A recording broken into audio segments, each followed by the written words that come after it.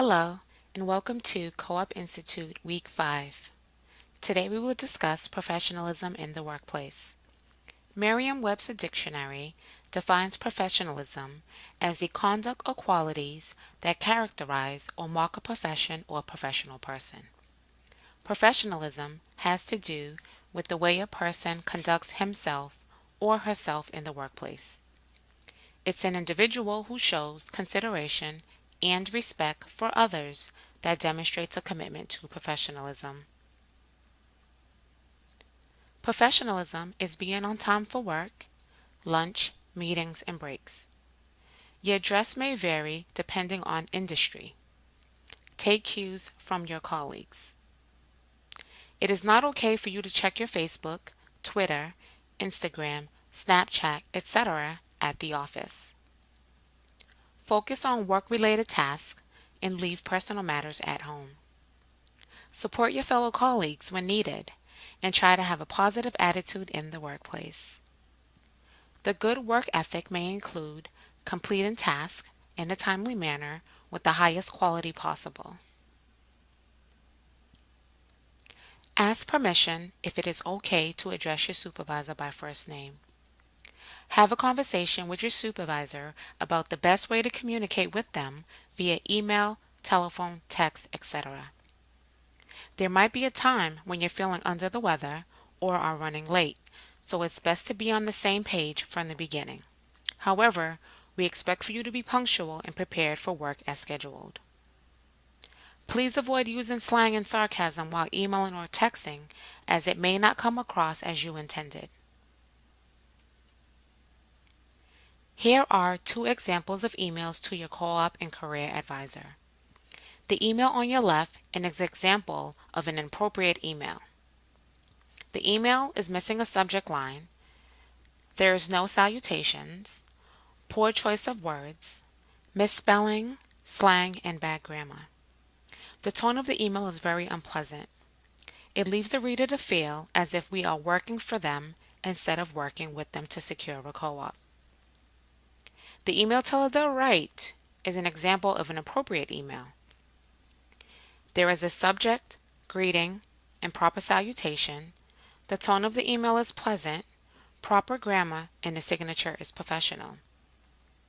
Here we feel that we are working together as a team to land a co-op opportunity. Here we will discuss what are the best strategies for co-op to practice if they are invited to a social event where alcohol is served. The minimum drinking age is 21 years old according to the National Minimum Drinking Age Act. Take cues from the behavior of your co-workers. If everyone orders soda, it is not appropriate to order a beer. Networking is key.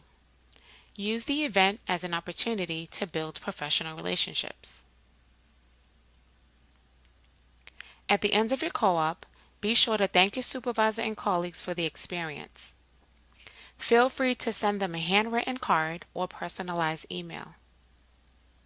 Ask if your supervisor would be willing to serve as a reference for future employment. Be sure to update your resume with your most recent co-op experience.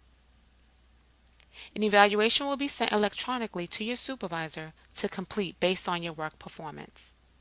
After you have met with your supervisor, use the information as constructive criticism. Please remember to keep an eye out for the reminder email for you to complete your self-evaluation. Failure to submit your self-evaluation will result in an unsatisfactory grade. It is important that you keep an open line of communication with your co-op and career advisor. If you have been terminated from a position, must quit due to personal issues, etc., we are here to help you find the best solutions. Also, I would like to stress that once you have either verbally or signed a contract accepting an offer, you cannot renege the offer. If this were to happen, your co-op will not be approved and you will fail. During the semester, there are exact dates for you to remember. Please mark your calendar with these important dates. Registering for co-op, reporting your hire, start and end dates, etc. If living on campus, on or off campus, the dates may vary. If you are an international student, you must see the international department to submit the necessary paperwork as you have different deadlines. Also, meet with your co-op and career advisor as soon as possible. You may work outside of the semester dates if you and your supervisor agree. Please see your co-op and career advisor for specific dates.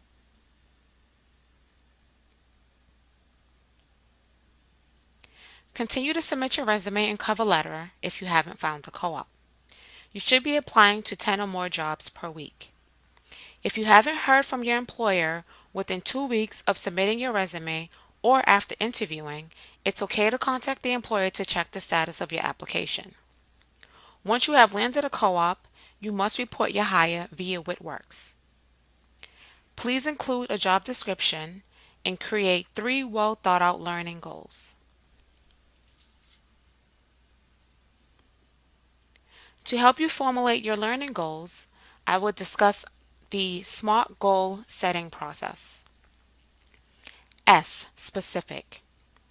To set a specific goal, you must answer who, what, when, and why. A general goal would be get in shape, but a specific goal would say join a health club and work out 3 days a week. M. Measurable. When you measure your progress, you stay on track to reach your target dates. A. Attainable. You can attain any goal you set when you plan your steps wisely and establish a time frame that allows you to carry out those steps. R. Realistic. A goal can be both high and realistic. You are the only one who can decide just how high your goal should be. Be sure that every goal represents substantial progress. T. Timely. When your goal is tangible, you have a better chance of making it specific and measurable and thus attainable. Learning goals are statements which describes what you want to accomplish while on co-op. They are not statements of what you will do, example job responsibilities, but what you hope to learn while doing the assigned task. NA is not a valid response. Remember, each learning goal should answer the following questions. What do I want to learn? What will I do to achieve my learning objective? How will I demonstrate what I have learned? You want to define 3 learning goals specific to your co-op and discuss these with your supervisor once you start your job. Here is a screenshot of the Learning Goals section via WhitWorks. Click the Add Learning Objective tab to add each additional learning goal.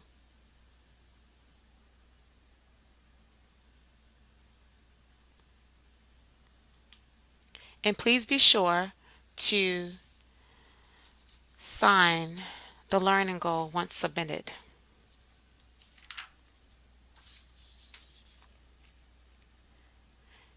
Here are final thoughts. Best way to communicate with the employer: when you're sick or late, should you call, email, etc. Some employers may request that you may need to actually reach someone. Create a daily to-do list. Feel free to utilize your calendar to track important dates and deadlines. This would be a good time to practice using your calendar via your cell phone. You should also track projects you assisted with and are most proud to put on your resume. Again, if anything arises, please contact your co-op and career advisor. Congratulations, you have completed Co-op Institute. Please take the time to complete a brief survey. Your feedback is important as we continue to enhance Co-op Institute. Thanks for your time in advance and have a happy co-op.